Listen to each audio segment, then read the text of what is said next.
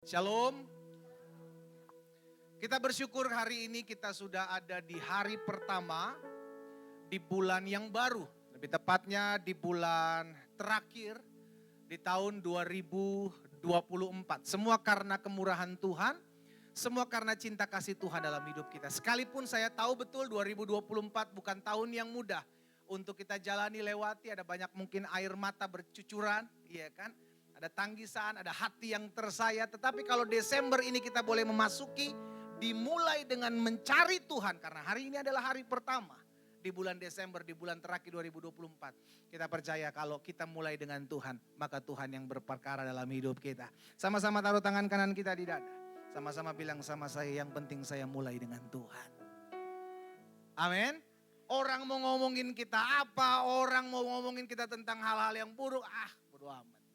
Yang penting yang saya tahu, selama saya mulai bersama Yesus, saya bisa lewati hari-hari yang gak gampang. Selama saya memulai bersama dengan Yesus, saya pasti bisa menjalaninya dengan sukacita. Amin. Puji Tuhan. Nah, Bapak Ibu Saudara yang dikasih dalam Tuhan, hari ini saya akan bagikan serial khotbah yang baru, dimulai bulan Desember. Serial khotbah tentang doa sudah kita selesaikan, dimulai dari Agustus, September, Oktober, November, masuk bulan Desember. Kita masuk dalam serial khotbah yang baru tentang Yesus kebanggaanku. Sama-sama taruh tangan kanan kita di dada. Sama-sama bilang sama saya, Yesus kebanggaan saya. Colek kanan kirinya, Yesus harus jadi kebanggaan kamu. Kenapa saya angkat tema ini, saudara dikasih dalam Tuhan? Karena apa yang menjadi kebanggaan kita, itu akan kita pertahankan. Istri saudara, kebanggaan saudara bukan suami-suami. Masa cuma di sini doang yang ngomongnya, kan ada suami-suami di sini. Di sini ada. Saya tanya sekali lagi. Pak, istri Bapak itu kebanggaan Bapak bukan? Sekarang gantian ibu-ibu. Bu, istri-istri. Suamimu saat ini tuh kebanggaanmu bukan? Iya kan? Kalau dia bukan kebanggaanmu, tetap dikasih kopi Pak. Cuman dibubuhi sedikit sianida. Tetap dikasih kopi karena bukan kebanggaan. Tapi karena dia kebanggaan, apapun kekurangannya saya perjuangkan. Betul? Karena kebanggaan. Itu sebabnya kalau kebanggaan kita adalah pekerjaan kita, apapun kita tetap perjuangkan. Kebanggaan kita adalah hobi kita, apapun kita akan kerjakan. Karena menjadi sebuah kebanggaan. Berdasarkan hal itu saya mau mengajak setiap umat Tuhan untuk menjadikan Yesus kebanggaan dalam hidupmu. Karena kalau engkau tidak menjadikan Yesus kebanggaan, engkau akan dengan mudahnya mundur dari Yesus. Karena dia bukan kebanggaan. Tapi kalau Yesus engkau jadikan kebanggaan hidupmu, maka apapun yang engkau lihat kekurangan orang Kristen, kekurangan hamba Tuhan, engkau tetap ikut Yesus. Kenapa? Karena Yesusnya kebanggaanku. Makanya jangan aneh kalau ada orang-orang yang bentar-bentar ada masalah dikit, tinggalin Yesus, ada pergumulan tinggi, lari dari gereja. Itu sederhana, karena Yesus bukan kebanggaannya. Tapi kalau Yesus merupakan kebanggaannya, apapun kekurangan orang percaya yang kita lihat tetap sekali Yesus, tetap Yesus, karena Yesus kebanggaan kita.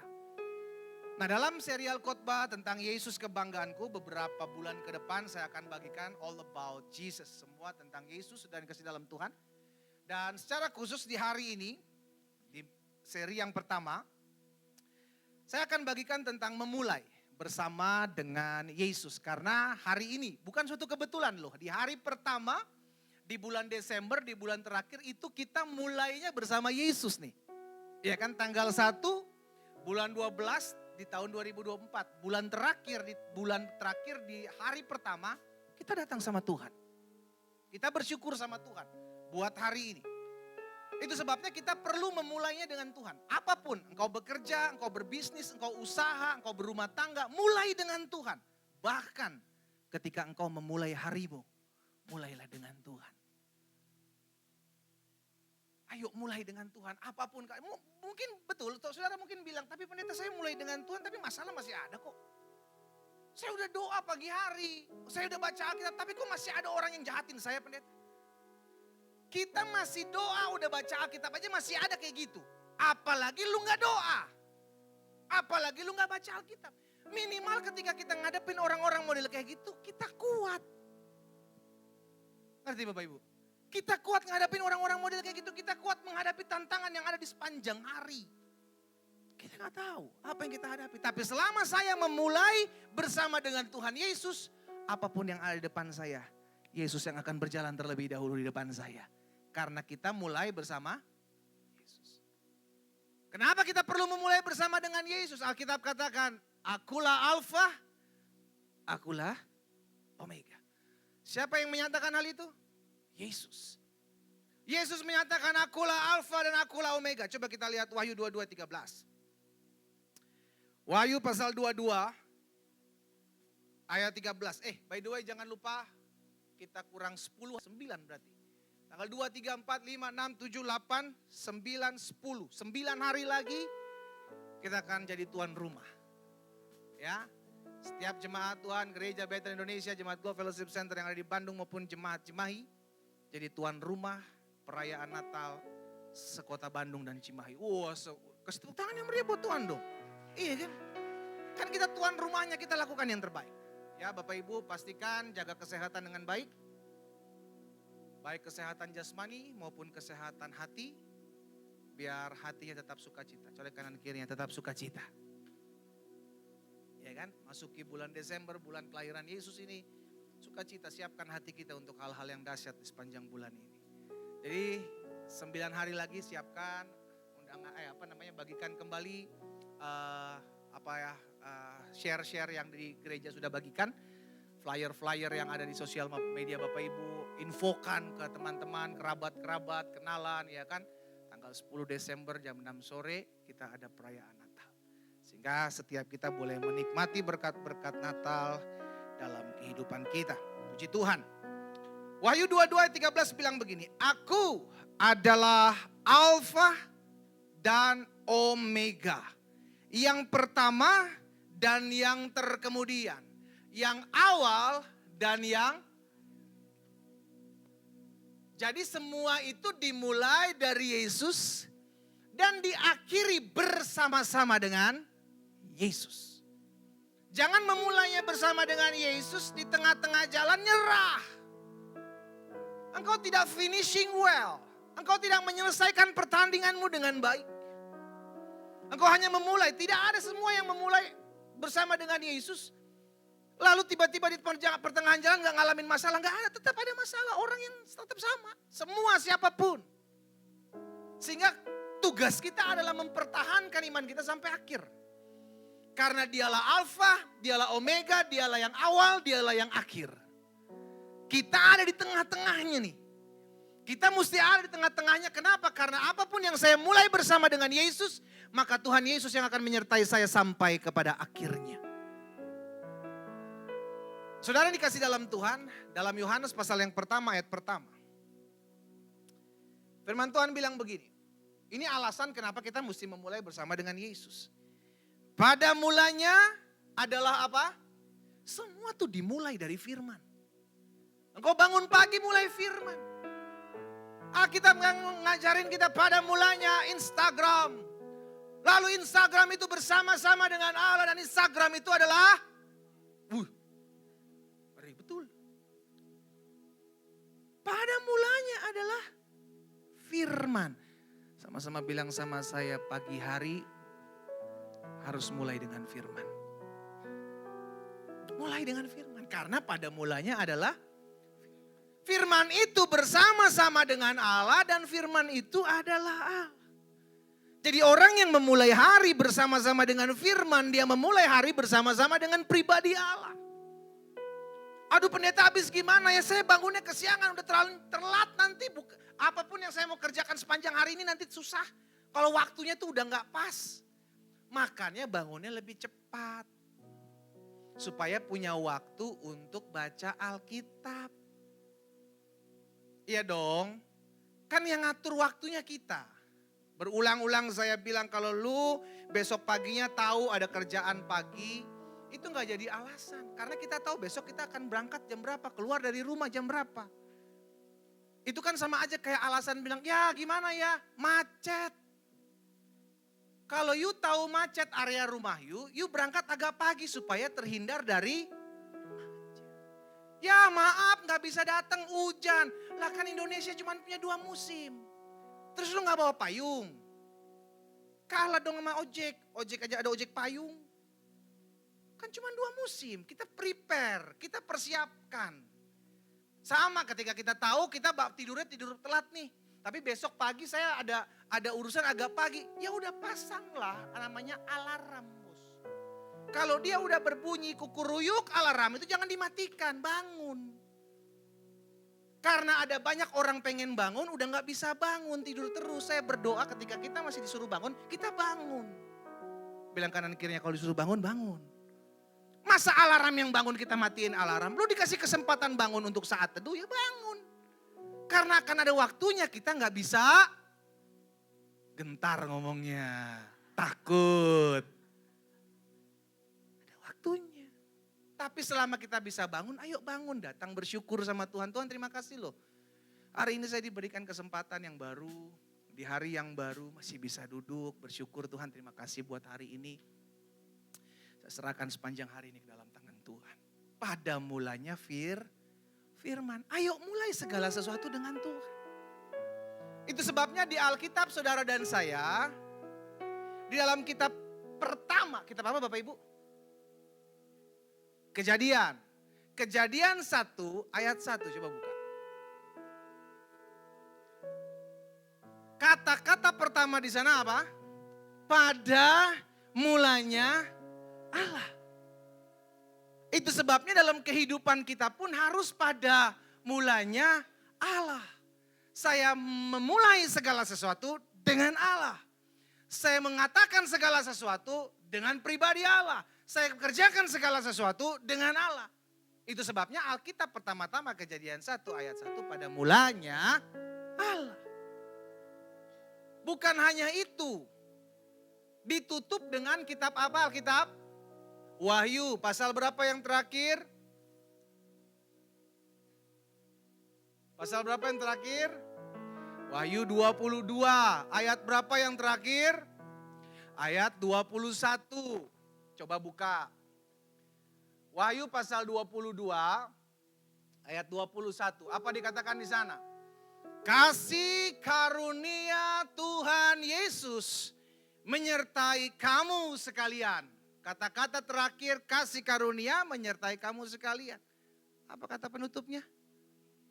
Sama-sama bilang amin. Apa itu amin? Ya. Apa itu ya? Tahukah saudara bahwa Yesus adalah ya. Yesus adalah amin buat seluruh janji Allah. Itu sebabnya di dalam Wahyu pasal 3 saudara bisa lihat. Wahyu pasal 3 ayat yang ke-14. Itu dijelaskan apa itu amin. Wahyu 3 ayat 14. Dan tuliskanlah kepada malaikat jemaat di Laodikia. Inilah firman dari siapa? Yes. Firman dari amin. Saksi yang setia dan benar permulaan dari ciptaan Allah. Jadi amin adalah pribadi Kristus Yesus itu sendiri. Inilah firman dari amin. Awal mulanya Allah, Kejadian 1 ayat 1 ditutup dengan Wahyu 22 ayat 21 dengan kata amin. Itu membuktikan Alkitab pun mengajarkan. Kalau memulai segala sesuatu mulailah dengan Allah. Kalau mengakhiri segala sesuatu akhirilah bersama dengan Allah. Awal dan akhir. Alfa dan Omega. Sekarang kalau sampai ada orang memulai segala sesuatu dengan Yesus, dia menganggap dirinya bisa. Kok bisa melakukan segala sesuatunya? Oke, engkau mungkin pintar. Engkau mungkin berpendidikan tinggi. Mungkin kenalan-kenalanmu lumayan terkenal. Tapi izinkan saya mengingatkan hal ini.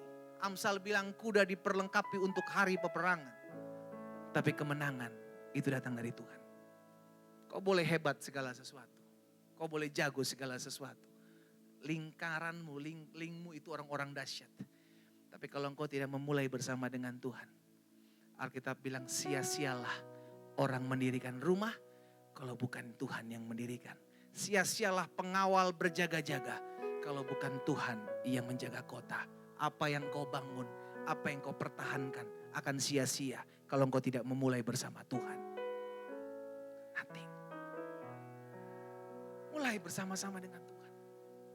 Lakukan segala sesuatu bersama-sama dengan Tuhan. Makanya Paulus menyadari hal itu. Itu sebabnya dia sampaikan. Lihat dalam Roma pasal 11 ayat 36. Roma 11 ayat 36 bilang begini. Sebab segala sesuatu. Lihat segala sesuatu dari siapa? Dari Dia. Dan oleh siapa? Oleh Dia. Kepada siapa? Kepada Dia. Tujuannya bukan bagi kita. Coba cari kata kita di situ ada. Kata saya di situ ada. No. Semua dari Dia, oleh Dia, pada Dia, dan bagi Dia. Kemuliaan selama-lamanya. Kita nggak ada. Jadi kalau engkau memulai segala sesuatu, please mulailah bersama dengan Yesus. Engkau jalani tengah jalan, tapi akhirilah juga bersama dengan Yesus. Maka engkau lihat hal-hal yang dahsyat terjadi dalam kehidupanmu. Memulai bersama dengan Yesus. Kenapa? Jadi pertanyaan. Pendeta, kenapa saya harus memulai bersama dengan Yesus? Yang pertama, kita harus memulai bersama dengan Tuhan Yesus. Karena kita nggak pernah tahu apa yang ada di depan kita. Saudara, depan kita itu gelap. Gak ada dari kita yang tahu 2025 akan terjadi apa. Jangan jauh-jauh 2025 lah. Kita gak ada yang tahu tanggal 2 Desember akan terjadi apa besok. 3 Desember, 10 Desember. Paling gak KR Natal aja yang kita tahu itu. 12 Desember, kita gak tahu 31 Desember. Bahkan memasuki tahun yang baru, 1 Januari 2025. Kita gak tahu. Manusia bisa memprediksi. Prediksi manusia 2025 akan menjadi tahun yang susah. Betul? Ekonomi susah, ekonomi kegoncang. Bukankah 2024 mereka juga bilang begitu? Tapi apa yang terjadi? Berat badan saudara nambah? Makan masih aman? Dapur masih ngebul? So what? Selama saya punya Tuhan Yesus, tahun boleh berubah. Namun Tuhan Yesus saya tidak pernah berubah. Kasih tepuk tangan yang meriah buat Tuhan. Kan itu prediksi. Semua itu kan prediksi. Oh tapi perhitungannya perhitungan orang ahli loh Pak. Ahli mana sama Yesus saya? Orang pintar Pak. Pintar mana sama Yesus saya yang menciptakan otak-otak orang pintar itu? Karena itu mulai bersama Yesus. Kenapa saya harus memulai bersama Yesus? Yang pertama karena saya nggak tahu apa yang ada di depan saya. Bangsa Israel ketika dibebaskan dari tanah Mesir. Tuhan tidak berjalan di belakang mereka. Alkitab mengatakan Tuhan berjalan di depan mereka. Siang hari dalam wujud tiang awan. Malam hari dalam wujud tiang api. Saudara bisa lihat sama-sama dalam Keluaran 13 ayat 21. Keluaran pasal 13 ayat 21 bilang begini. Tuhan berjalan di belakang mereka. No, Tuhan berjalan di depan. Sama-sama bilang sama saya, Tuhan di depan. Jangan kau tarik-tarik Tuhan di belakang. Karena apa Tuhan mesti di depan, saudara? Karena kita nggak tahu di depan ini kita mesti kemana. Firman-Mu pelita bagi kakiku, terang bagi jalan. Saudara jalan maju ke jalan mundur? Hah? Maju. Jadi yang perlu diterangi adalah di depan. Bukan di belakang. Belakangmu masa lalu. Yang perlu diterangi Tuhan adalah di depan. Itu sebabnya firman Tuhan itu terang bagi langkah jalan kita. Itu yang dilakukan Tuhan terhadap bangsa Israel. Dia berjalan di depan. Kalau Tuhan berhenti, tiang awan, tiang api itu berhenti. Bangsa Israel langsung membuka tendanya. Tuhan bergerak jalan, tiang awan, tiang api bergerak jalan. Bangsa Israel bongkar tenda ikut Tuhan. Itu membuktikan bahwa kita itu perlu Tuhan memimpin kita. Sehingga apapun di depan kita yang akan kita jumpai, itu selalu berjumpa dengan Tuhan saya dulu. Saya nggak tahu apa yang di depan saya. Bahaya sekalipun I don't care. Karena apapun yang depan saya itu kan selalu berjumpa dengan Tuhan saya terlebih dahulu. Karena saya di belakangnya, bukan saya di depannya. Tapi kalau kau sekali-kali berjalan di depan Tuhan, maka bahaya yang mengancam akan kau hadapi terlebih dahulu. Karena Tuhan kau taruh di belakang. Tapi selama Tuhan kau taruh di depan, apapun di depanmu yang kau tidak ketahui, itu akan berjumpa dengan Tuhan kita terlebih dahulu. Jadi yang pertama pastikan hal itu. Ya, Tuhan berjalan di depan mereka, Keluaran 13 ayat 21, pada siang hari dalam tiang awan. Untuk menuntun mereka di jalan dan pada waktu malam dalam tiang api untuk menerangi mereka. Perhatikan kata-kata selanjutnya. Sehingga mereka, apa? Yes. Sehingga mereka dapat berjalan baik siang maupun malam. Gak peduli waktu berganti tetapi mereka bisa jalan. Gak peduli musim apa yang sedang menimpa hidupmu selama engkau berada menaruh Tuhan di depanmu. Engkau tetap akan bisa jalan. Tuhan akan memimpinmu. Musim akan terus selalu berganti. Siang dan malam akan terus berubah-ubah. Tapi ketika Tuhan berjalan, Alkitab bilang, maka mereka dapat berjalan siang dan malam. Gak ada yang bisa memberhentikan mereka selama Tuhan berjalan di depan mereka. Pastikan yang pertama ini kau lakukan. Kenapa kita perlu menaruh Yesus di depan kita? Kenapa saya perlu mendahulukan Tuhan Yesus dalam kehidupan saya? Kenapa saya harus memulai bersama Yesus dengan hidup saya? Yang pertama, karena kita tidak pernah tahu apa yang akan kita hadapi di depan. Yang kedua, kenapa saya harus memulai bersama dengan Yesus? Kita nggak mau dikatakan jadi orang-orang yang sombong. Kita nggak mau dikatakan jadi orang-orang yang tinggi hati. Mungkin saudara bilang, pendeta sorry ya, saya itu bukan tipe orang pendeta ya yang sombong gitu. Enggak, saya merendah hati pendeta.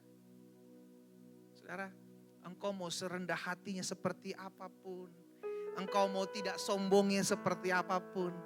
Tapi sorry, kalau engkau tidak memulai hari dengan baca Alkitab, engkau tidak mulai hari dengan berdoa, saya sebut engkau orang sombong. Engkau pikir engkau bisa berjalan tanpa Tuhan kah? Halo, kita gak bisa. Kita gak bisa. Orang yang memulai hari bersama dengan Alkitab firman Tuhan, orang yang memulai hari dengan doa aja masih bisa digoncang. Bahkan terkadang hampir-hampir goyah. Apalagi engkau tidak merenungkan firman Tuhan. Karena apa yang kita ketahui tentang firman itu yang akan kita lakukan. Kuat tidaknya seseorang tergantung berapa banyak konsumsi firman dalam hidupnya. Sehingga langkahnya kita tahu apa yang saya harus mesti lakukan. Firman Tuhan menjawab semuanya.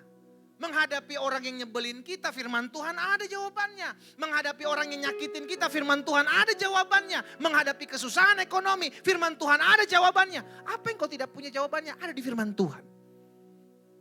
Sekarang jadi pertanyaan, mau gak kita cari jawabannya di sana? Jadi ingat, kita gak mau dikatakan orang sombong. Kita gak mau dikatakan orang yang angkuh, tinggi hati. Karena orang-orang seperti itu adalah orang-orang yang tidak memulai harinya dengan firman. Tidak memulai harinya dengan doa. Dia berpikir dia bisa menjalani harinya. No. Kau tidak akan pernah bisa melewati satu hari pun tanpa firman. Firman itu makanan rohanimu yang harus kau makan. Ya. Saudara, Yeremia 17 ayat 5 bilang begini. Beginilah firman Tuhan. Terkutuklah orang yang gak baca firman, orang yang gak berdoa, dia mengandalkan kekuatannya sendiri. Dan orang yang seperti itu Alkitab bilang terkutuklah orang yang mengandalkan manusia, yang mengandalkan kekuatannya sendiri, yang hatinya menjauh dari Tuhan. Dia gak pusing lagi, udahlah buat baca Alkitab apa, gak ada dampaknya juga buat gue lah. Gue baca Alkitab, gue berdoa juga laki gue gak berubah-berubah. Gue baca Alkitab, gue berdoa juga utang kagak lunas. Gue baca Alkitab, gue berdoa juga kayaknya gak mempengaruhi dah. Saya tahu pasti ada orang yang berpikir seperti itu. Itu bukan soal bagaimana cara masalah yang sudah terjadi terselesaikan. Tapi ini bicara bagaimana engkau menghadapi kelak masalah yang akan datang menimpa kehidupanmu. Prepare yourself. Kita gak mau dikatakan orang-orang sombong, orang-orang angkuh, orang tinggi hati. Ada dua raja dalam Alkitab. Karena kesombongannya dihancurkan oleh Tuhan. Yang satu dalam perjanjian baru, yang satu dalam perjanjian lama. Dalam perjanjian baru ada seorang raja yang bernama Herodes.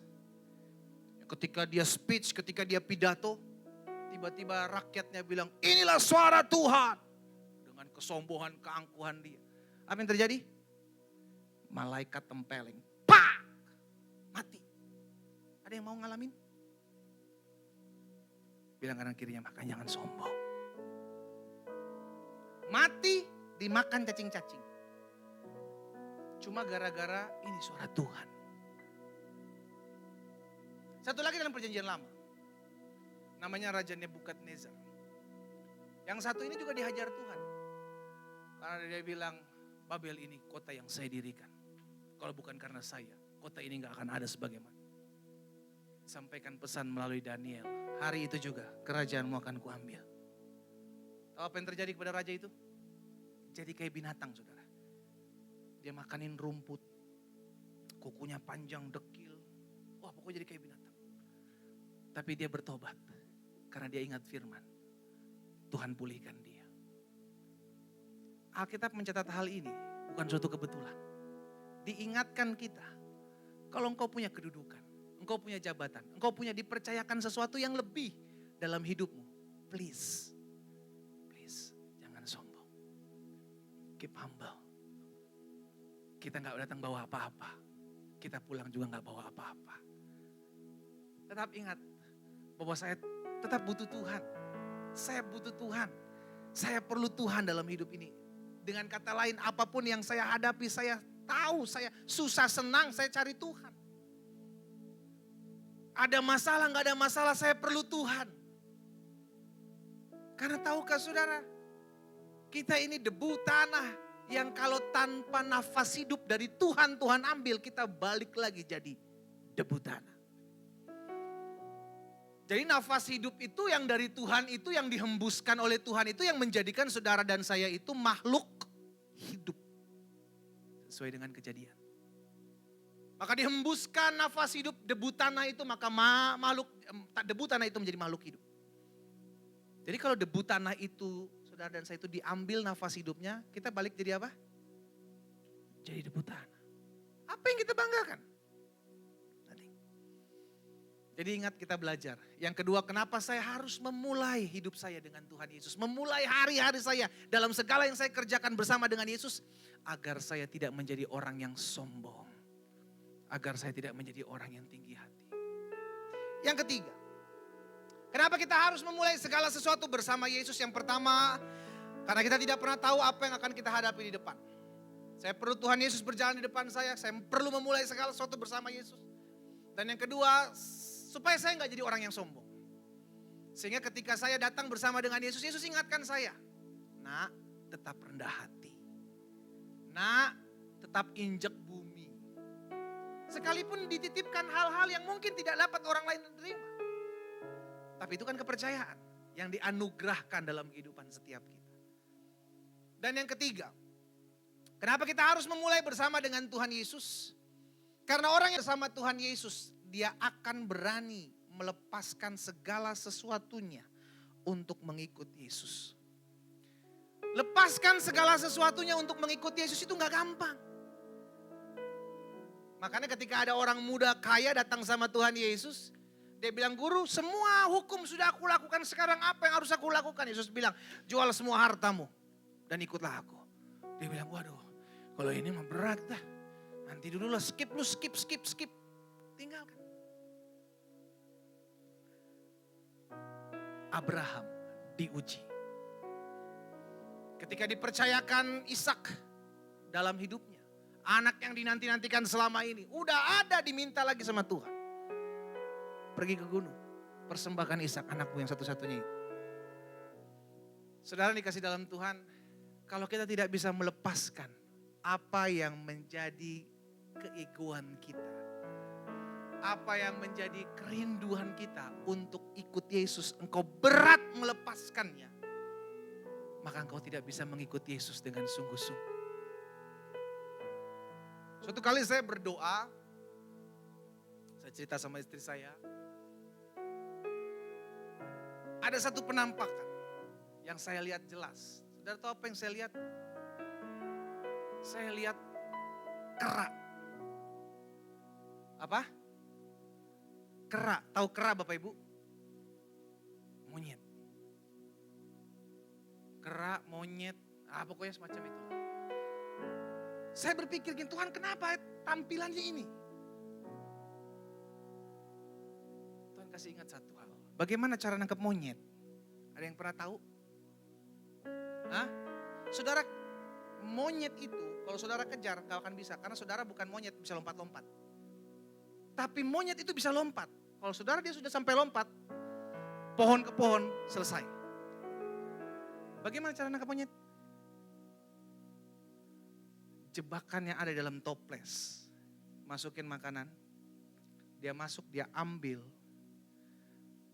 Begitu dia ambil, saudara tangkap. Dia gak akan kemana-mana. Kenapa? Karena dia gak akan pernah lepas apa yang dia udah di tangan dia. Dia gak pernah lepas. Kalau seandainya dia lepas, tangannya bisa keluar dari toples, dia bisa lari. Tapi karena tangannya gak dilepas, maka toples akan terus nempel dalam tangan dan dia gak bisa gelayutan di pohon. Gampang nangkepnya. Seperti itulah kalau orang hidup dalam keserakahan. Dia tidak mau ngerilis. Dia gak mau ngelepas. Maka engkau akan terikat dengan apa yang kau pegang. Orang yang tidak bisa melepaskan apa yang sudah dititipkan oleh Tuhan Yesus, engkau tidak akan bisa mengikuti Yesus dengan sungguh-sungguh. Hati-hati. Belajar. Kalau Tuhan minta sesuatu dalam hidupmu, belajar lepas. Apapun itu. Apapun itu. Karena Tuhan menguji kita. Untuk benarkah engkau setia? Benarkah engkau sungguh-sungguh ikut aku? Jadi yang ketiga saya pelajari seperti ini, sudah dikasih dalam Tuhan. Kenapa saya perlu berjalan bersama-sama dengan Yesus? Kenapa saya perlu mengutamakan Yesus dalam kehidupan saya? Karena orang yang memulai bersama Yesus akan berani melepaskan segala sesuatu untuk mengikuti Yesus. Karena dia memulai bersama dengan Yesus. Loh, Yesus yang memulai bersama-sama dengan saya. Masakan Yesus gak bertanggung jawab atas hidup saya? Kan pasti. Karena itu kalau Tuhan minta sesuatu dalam hidup saya, so what? Dari Tuhan kok. Ayub berani melepaskan karena Ayub tahu semua berasal dari Tuhan dan kembali kepada Tuhan. Tuhan yang memberi, Tuhan yang mengambil. Ayub bilang, tuh terpujilah nama Tuhan. Karena Ayub sadar, ini bukan punya aku. Paulus mengatakan seperti ini kepada jemaat Filipi dalam Filipi 3 ayat 8. Filipi pasal 3 ayat 8. Malahan segala sesuatu kuanggap apa? Rugi. Segala sesuatu kuanggap rugi karena pengenalan akan Kristus Yesus Tuhanku lebih mulia daripada semuanya. Yang Paulus kejar cuma pengenalan Yesus. Oleh karena Yesuslah aku telah melepaskan semuanya itu dan menganggapnya apa? Yes. Sampai itu dia anggap gak berguna. Pengenalanku terhadap Kristus Yesus itu lebih mulia. Maka aku berani melepaskan segala sesuatunya. Ada waktu itu, ada titik itu. Di mana engkau akan diuji. Engkau pilih Yesus atau engkau pilih berkatnya Yesus. Engkau pilih Yesus atau engkau lebih mengutamakan egomu. Engkau pilih Yesus atau engkau lebih mengutamakan hawa nafsumu. Akan ada di titik itu. Mana yang kita pilih? Orang yang memulai bersama Yesus akan berani meninggalkan apapun untuk ikut Yesus. Murid-murid Yesus disuruh Yesus tinggalkan jalanmu. Tinggalkan ini, tinggalkan ini, tinggalkan itu. Ikutlah aku. Untuk mengikut Yesus kita harus berani meninggalkan apa yang merupakan dulunya kebanggaan buat saya. Tinggalkan. Kalau engkau tahu bahwa sesuatu ini mengecewakan Tuhan. Kalau engkau tahu yang sesuatu ini membuat Tuhan menangis melihatnya. Tinggalkan. Ada orang yang sisi lain dia masih melayani Tuhan, di sisi lain dia masih sering beribadah kepada Tuhan, tapi dia nggak mau lepas dosanya. Dia bilang, aduh berat. Saya ibadah, tapi kalau melepas ini, aduh gimana ya pendeta, saya nggak hidup nanti. Makanya di istilah kerohanian ada yang namanya dosa favorit. Dosa yang masih terus dilakukan, masih terus dikerjakan. Bahkan udah ikut Yesus. Itu masih lakukan. Kau tidak akan pernah bisa ikut Yesus sungguh-sungguh kalau engkau masih memegang sesuatu. Belajar dari monyet. Jangan bodoh seperti monyet. Monyet akan gampang ditangkap kalau dia tidak mau melepaskan apa yang ada di tangannya. Karena itu rilis. Belajar berani lepaskan sesuatu yang ada di tanganmu. Supaya engkau bisa berjalan maju hari ke depan. Nah, itu adalah langkah awal. 3 hal ini adalah langkah awal kenapa saya perlu mengutamakan Yesus. Kenapa saya perlu memulai bersama-sama dengan Tuhan Yesus. Itu langkah awal. Apakah cukup langkah awal ini? Belum. Masih ada langkah selanjutnya. Apa langkah selanjutnya setelah saya memulai bersama Yesus? Langkah selanjutnya yang pertama adalah bertahan sampai akhir. Ada orang memulai bersama Yesus tapi gak bisa mengakhirinya bersama Yesus. Engkau belum finishing well. Engkau belum menyelesaikan pertandinganmu dengan indah. Karena engkau bertahan cuma sampai akhir. Di pertengahan engkau pergi meninggalkan Yesus. Capek saya ikut Yesus kok gini amat ya. Mulainya betul engkau ikut Yesus. Memulai bersama dengan Yesus. Tapi apakah engkau tetap bertahan di tengah jalan dan mengakhiri pertandingan hidupmu sampai akhir bersama Yesus? Saya punya saudara. Saudara saya namanya si A. Ini kisah benar Bapak. Saudara saya namanya si A. Dia seorang pelayan Tuhan. Dia melayani seseorang yang bernama si B. Si B ini dilayani sama saudara saya si A. Sampai si B ini bertumbuh imannya. Puji Tuhan. Dan sekarang si B ini sudah menjadi seorang pendeta. Seorang hamba Tuhan yang cukup terkenal. Apa yang terjadi selanjutnya? Si A yang memperkenalkan Yesus kepada si B. Akhirnya pergi meninggalkan Yesus. Itu yang saya sebut tidak menyelesaikan bersama Yesus. Memang masih ada kesempatan sih. Karena masih hidup orangnya sampai saat ini. Tapi kan sayang aja. Engkau memperkenalkan Yesus kepada temanmu yang dulu belum mengenal Yesus. Sekarang dia udah jadi hamba Tuhan.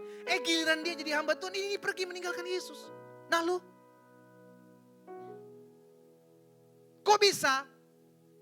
Karena engkau tidak mengerjakan yang tahapan selanjutnya. Yaitu bertahan sampai akhir. Mulai bersama dengan Yesus good. Mesti, kudu, wajib, harus. Tapi tahapan selanjutnya juga perlu diperhatikan. Apa itu? Bertahan sampai akhir. Di rumah tangga pun begitu bukan? Kita memulai bersama suami kita. Kita memulai bersama dengan istri kita. Apakah rumah tangga kita adem ayem?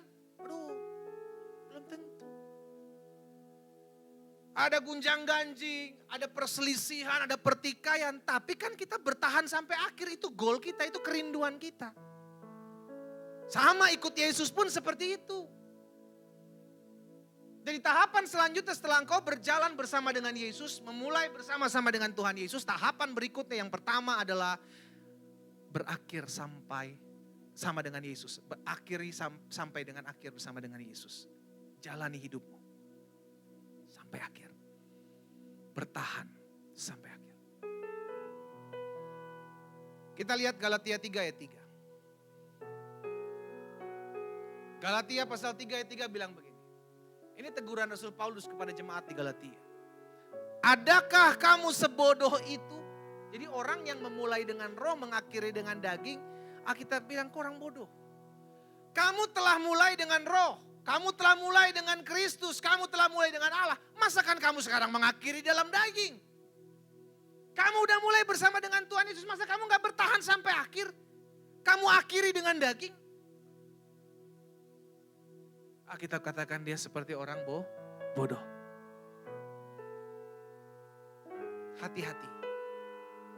Di hari-hari ini akan ada goncangan demi goncangan. Bahkan 2025 pun sama, goncangan demi goncangan. Karena itu yang Alkitab udah catat. Akan terjadi goncangan buat anak-anak Tuhan untuk memurnikan apakah dia benar setia ikut Tuhan sampai akhir. Bukan cuma di awal, berapi-api semangat, haleluya, puji Tuhan. Sampai jatuh, oh darah Yesus. Saking excitednya ikut Tuhan. Coba sampai tua enggak dia ngomong seperti itu. Sampai akhir hidupnya enggak dia bertahan seperti itu. Yang kedua, apa langkah berikutnya setelah saya memulai segala sesuatu bersama dengan Yesus? Yang pertama, ketika saya memulai segala sesuatu bersama Yesus, maka langkah awal yang pertama adalah bertahan sampai akhir. Yang kedua adalah memberi diri untuk diubahkan. Jadi setelah kita berjalan bersama dengan Yesus, memulai bersama dengan Yesus, maka ayo ikuti irama Tuhan Yesus. Kita nggak bisa berjalan bersama dengan Yesus, tapi Yesus mau ke kanan, kita ke kiri. Engkau terpisah. Nggak bisa. Harus sejalan, seirama. Atau bahasa kerennya sekarang satu frekuensi. Nggak bisa di sisi lain saya dengar Maestro, yang lain dengar Ardan FM. Nggak nyambung. Yang satu lagu-lagu rohani, satu rohana. Nggak bisa. Nggak satu frekuensi. Sama apa yang Yesus mau itu kita mesti ikut. Kalau engkau mau jalan sama-sama Yesus. Itu keputusan. Kenakanlah kuk yang kuberikan kepadamu. Dengan kata lain kuk itu mau dipasang bersama-sama dengan Tuhan Yesus. Saudara pernah lihat bagal sapi atau kuk sapi itu? Yang dia dipasang, yang dipasang di leher yang berdua-berdua itu. Itu jalan sama-sama. Gak bisa sapi satu ke kanan satu ke kiri. Gak bisa. Jalan sama-sama. Seperti itulah kuk yang ditaruh Tuhan Yesus. Supaya apa? Supaya kalau Yesus ke kanan, kita pun mesti ikut ke kanan. Yesus ke kiri, kita pun mesti ikut ke kiri. Sesuai dengan yang Yesus mau. Karena kita gak bisa paksa Yesus ke kanan, ke kiri aja ya guru. Ke kanan aja ya Tuhan. Gak bisa. Kita yang mesti ikut. Satu frekuensi. Makanya Yesus pernah bilang dalam Lukas 11 ayat 23. Coba lihat. Lukas 11 ayat 23 Tuhan Yesus bilang begini. Siapa tidak bersama aku, ia melawan aku. Dan siapa tidak mengumpulkan bersama aku, ia mencerai-beraikan. Jadi kalau tidak berjalan bersama-sama dengan Yesus, dia ada di sisi yang lain. Bukan di sisinya Yesus. Jadi tahapan berikutnya setelah kita memulai bersama dengan Tuhan Yesus, good. Apapun mulai bersama dengan Yesus. Tapi tahapan selanjutnya yang pertama adalah bertahan sampai akhir. Yang kedua bersiap untuk diubahkan. Ya, ayo beri diri diubahkan dong. Ini kita udah memasuki tahun 2024. Bapak Ibu Saudara yang dikasih dalam Tuhan akan mengakhiri 2025. Memasuki 2025. Ayo, apa karakter-karakter busuk kita yang di tahun 2024? Tinggalkan aja udah. Masuk 2025 dengan pemikiran baru.